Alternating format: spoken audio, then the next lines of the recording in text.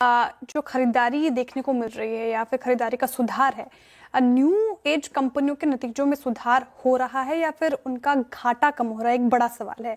New age कंपनियों के performance के बारे में बताने के लिए एक डिटेल्ड रिसर्च की मेरे सहयोगी कंचन नौटियाल ने। कंचन, बताइए कि न्यू एज शेयरों में तेजी आखिर क्यों आई है आज?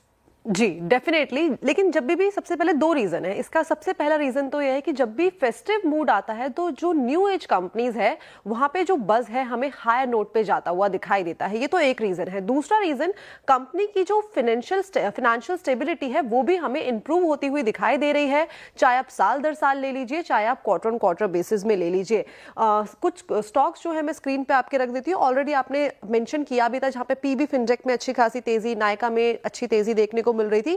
11 लिस्टेड कंपनीज ऐसी है जो इस टाइम पे लिस्टेड है। उसमें 7 लिस्टेड कंपनी, उसकी जो प्रॉफिटेबिलिटी है वहां पे अच्छा खासा सुधार जो है वो आता हुआ दिखाई दिया है। चाहे वो नायका की बात कर लीजिए, डिलीवरी की बात कर लीजिए, इक्सिगो, हुनासा, इन कंपनीज में टॉप परफॉर्मर के तौर पे उभर के आए हैं। जो कोई कॉमर्स कंपनीज है यहाँ पे भी जो टॉप लाइन है वो हमें कहीं ना कहीं इंप्रूव होती हुई दिखाई दी है, और जिनका लॉस है वो भी हमें थोड़ा सा लोअर नोट पे जाता हुआ दिखाई दिया है। इनफैक्ट जो ओला और मोबिक्विक जैसी कंपनीज है जहां पे हमने घाटा बहुत हायर साइड में देखा था, यहां पे भी नंबर्स में Q1 के रिजल्ट में अच्छे खासे हमें सुधार देखने को मिले थे। कुछ कंपनीज मैं आपके सामने लेके आती हूं जहां पे प्रॉफिटेबिलिटी और टॉप लाइन दोनों में ही हमें एक अच्छा खासा इंक्रीमेंटल इंक्रीज देखने को मिला है। सबसे पहले प्रॉफिट ट्रेंड की बात कर लेते हैं, जहां पे डिलीवरी, इक्सिगो, नजारा टेक्नोलॉजीज और साथ में नायका अव्वल नंबर पे आते हैं। यहां पे कंपनी की प्रॉफिटेबिलिटी में एक अच्छा सुधार आया है। इसके अलावा अगर हम बात करें दूसरी कंपनीज की, तो हुनासा, ओला और मोबिक्विक, यहाँ पे भी हमें अच्छा खासा सुधार देखने को मिला है। इसके अलावा अगर हम बात करें रेवेन्यू ट्रेंड की, तो इन कंपनीज का जो रेवेन्यू ट्रेंड है वो भी हमें पॉजिटिव साइड में ही जाता हुआ दिखाई दिया है।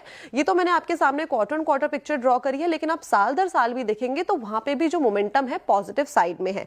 लेकिन अब कुछ कंपनीज वैसी भी है जहां पे प्रॉफिट तो कंपनी का डिक्लाइन साइड में जाता हुआ दिखाई दिया, लेकिन कुछ कुछ कंपनीज ऐसी है जिनका रेवेन्यू यहाँ पे हमें सुधार देखने को मिला है। देखिए, इनका जो प्रॉफिट है वो हमें डिक्लाइन होता हुआ दिखाई दिया है। इटर्नल, स्विगी, कुछ कंपनीज ऐसी है, लेकिन कुछ कंपनीज ऐसी भी है जिनकी टॉप लाइन में, जैसे कि हुनासा और ओला, यहाँ पे एक इंक्रीमेंटल हमें अच्छा खासा मोमेंटम देखने को मिला है। तो डेफिनेटली एक तो फेस्टिव सीजन का बज है और कंपनी की जो फाइनेंशियल पिक्चर है वो भी इंप्रूव हो रही है। कंचन, शुक्रिया आपका पूरा इस पिक्चर को समझाने के लिए। धर्मेश, आप अभी कंचन को सुन भी रहे थे इनफैक्ट, लेकिन अभी न्यू एज स्टॉक्स की पूरी बास्केट में थोड़ा सा अगर आप देखें, जो बीते 3 महीने का ट्रेंड रहा है उसमें लॉजिस्टिक्स में डिलीवरी ने बहुत स्ट्रॉन्ग मूव दिया है। इनफैक्ट इस अगर स्पेस को हम डिफरेंटली भी लें, लॉजिस्टिक्स में जहाँ पे प्राइस हाइक्स भी हुए हैं, फेस्टिवल सीजन में, पूरे न्यू ईयर सीजन में काफ़ी गिफ्टिंग होती है, और स्पेशली ऑनलाइन प्लेटफॉर्म पर जो शॉपिंग होती है उससे एक बड़ा माइलेज मिलता है कंपनियों को। आपका टेक है न्यू एज स्टॉक्स में या फिर लॉजिस्टिक्स में? सबसे प्रेफर्ड स्टॉक क्या है आपका इस वक्त?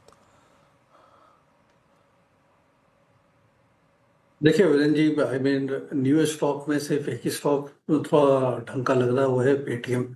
बाकी सब जगह में अगर आप देखें तो जरूर इनका जो घाटा है वो कम होते हुआ है। ऑपरेटिंग प्रॉफिट की तरफ बहुत सारी कंपनियां बढ़ती हुई नजर रही है, बट जो इनके वैल्यूएशन और जो मार्केट कैप और के, फॉर एग्जांपल इटर्नल है, ऑलमोस्ट 3.5 लाख करोड़ के मार्केट कैप के आसपास ये ट्रेड कर रहा है आज की डेट में। इस मार्केट कैप को जस्टिफाई करने के लिए आपको 12,000 करोड़ का प्रॉफिट लगेगा 25 के ग्रोथ रेट पर अगर आप चलते हैं। तो एक इन्फ्लेक्शन पॉइंट आएगा जहां पर आपकी प्रॉफिट भी आनी चालू हो जाएगी, बट फिर आप उसको वैल्यूएशन का जस्टिफिकेशन करना मुश्किल हो जाएगा। और आपको मसलन के तौर पे मैं 2 एग्जांपल देता हूँ। एक है डीमार्ट है। आज से 4 साल पहले तक की कहानी आप डीमार्ट का देखिए और 21 के बाद की अभी तक की कहानी देखिए। 20% मार्केट कैप कम है 2021 के जो मार्केट कैप हुआ करता था, और ट्रेंड अभी लेटेस्ट केस इन पॉइंट है। तो यहाँ पर मैक्सिमम कंपनी में ये नहीं कहती कि कंपनियां फेल करेंगी, सब में प्रॉफिट्स आएंगे, बट एक फिर जाके आपको रियलाइज होगा कि यहाँ पर कहाँ पर इनके जो प्रॉफिट है और वैल्यूएशन का वो गैप का चलेगा। ये ट्रेंड कितना भी आगे जाएगा ये कहना मुश्किल है, जब तक मोमेंटम राइड करते रहे। बट इन सब में अगर थोड़ा जहाँ सहूलियत मुझे दिख रही है तो पेटीएम ऐसा काउंटर है जिनकी जो रूट्स है वो काफी स्ट्रांग है और अपना डिवाइकल से निकल चुके हैं, ऑपरेटिंग प्रॉफिट में भी आ चुके हैं। तो मुझे लगता है आने वाले समय में थोड़ी सी यहाँ पर अच्छा पोजिशनिंग रहेगा। और बाकी मैक्सिमम कंपनी के साथ आप देखें तो कैश इन बैलेंस शीट बहुत स्ट्रांग है, तो अदर इनकम से ये काफी संभल जा रहे हैं। तो इन अ वे अच्छा भी है, बट हम लोग पूरे स्पेस में थोड़े सतर्क है इस बार। सो कॉशियस अप्रोच है सारे स्टॉक्स को लेकर के।